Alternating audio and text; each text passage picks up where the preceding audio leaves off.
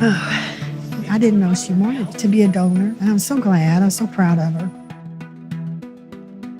You know, people said, years ago that you don't want to sign up to be a donor because they won't save your life. But the hospital fought so hard to save her life. It just wasn't meant to be. Kristen loved making people happy. She loved making people laugh. She loved to party. She had rowdy friends. And she was a rowdy girl. But I loved her so much. I could put up with the rowdiness right now. This is her daddy and Kristen, and we were at a wedding. They danced and partied, and her boyfriend was there. And oh my, when I get her ashes, I'm going to have her buried with her daddy. I'm proud that she can be the donor, but I'd rather have my daughter.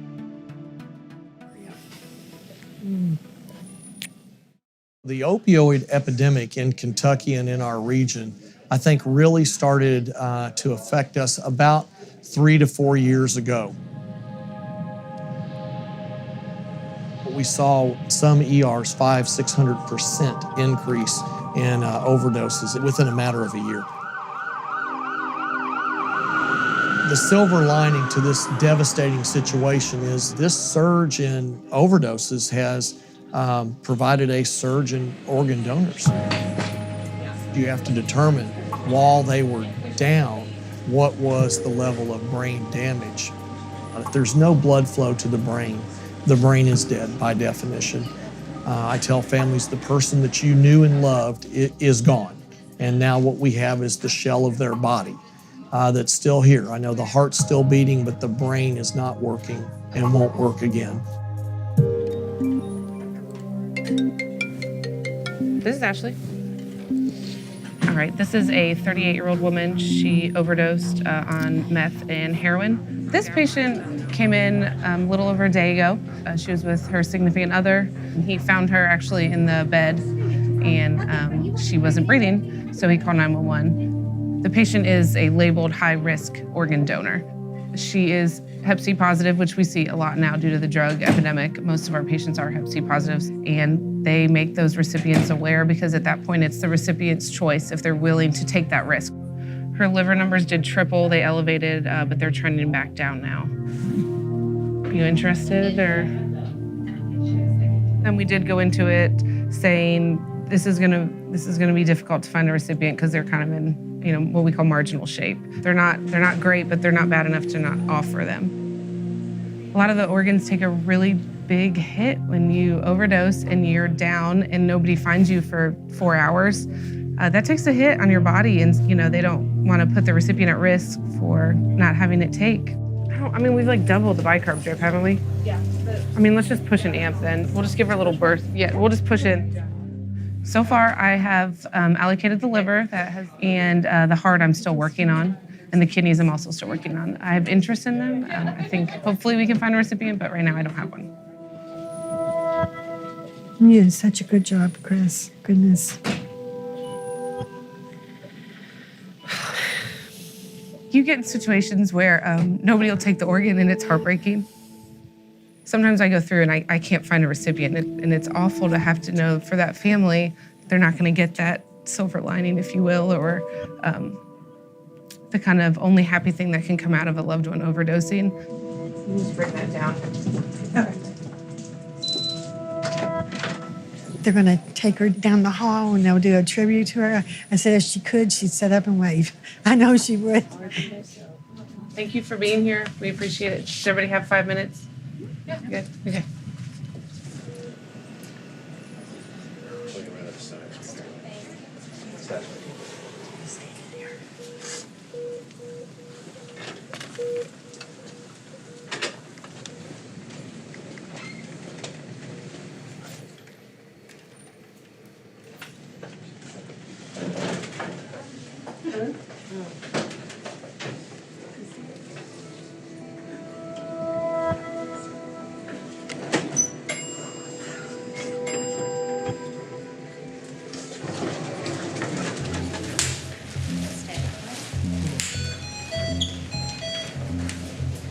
lot of what I do is talking with people on waiting lists in a room just like the one we're sitting in here. The conversation goes a lot like, Doc, am I going to be a drug addict if I accept this organ? And we tell them 100% no. When we get the organs, we flush the donor's blood completely out. For the most part, you can use basically everything in the abdomen, such as your liver and kidneys, because those are more filtering organs. They typically try to get rid of stuff that's in our bloodstream.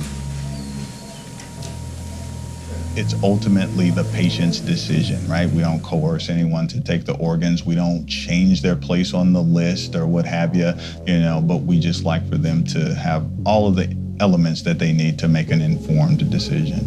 And what I tell them is that, there's a very small chance that they will contract something, but then we talk about as well their risk of dying on the wait list if they don't accept the organs. We know that their chances of dying on the wait list increase threefold.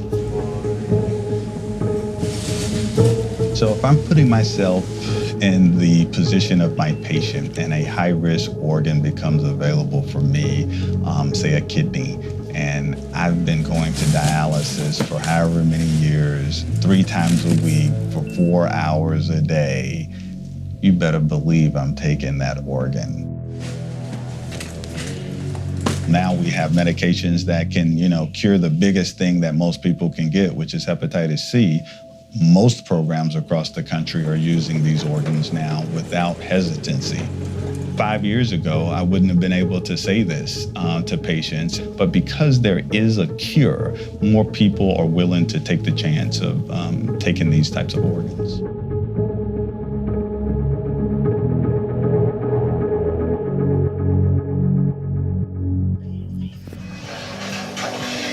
You don't believe in luck? Say it ain't on Fox Richmond.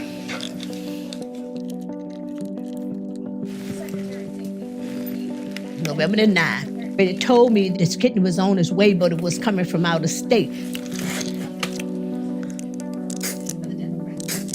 was in the middle of Social Security Bureau.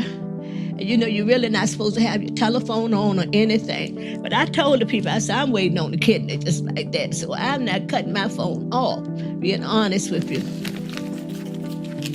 When I answered the phone and they told me that this was the transplant candidate, I just started crying. I was discombobulated all the way. I just started hollering, jumping, and praising God so much until they didn't even come near me, because I told them, don't come near me right now. Don't come near me. I said, this is about my kidney. All I know is that she was found in her 30s. They said that she was an IV user and she had died in a drug overdose. Oh, Lord, my knees, girl. When you think about, not taking it, you think about, going back to dialysis, being sick all the time. You should be grateful to receive that organ because, your risks are so low.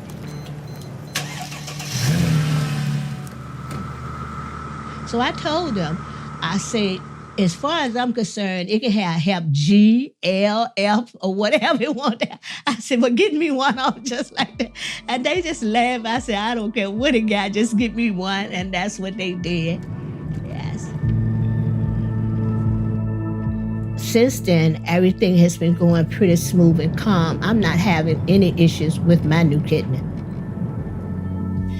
Hey, Doc, how you doing? Good. What we do to prevent transmission of hepatitis C from the donor to the recipient is use the same drugs which are used to treat hepatitis C. We will give 1 dose of a medication right before transplant and then give 3 doses after transplants. The alternative would be to give the full 12 weeks of treatments. So with our strategy, we were able to reduce the transmission from 100% to 13%.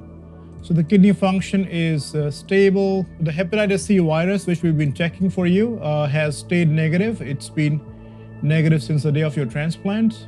This time you got to come to me. I told him I love y'all. If I could speak to the family that was the donor of my kidney, I just first would give them a big hug There are no words to express how I feel, but in an attempt to try, I want you to know that I thank you so very much, and I'm grateful to be alive.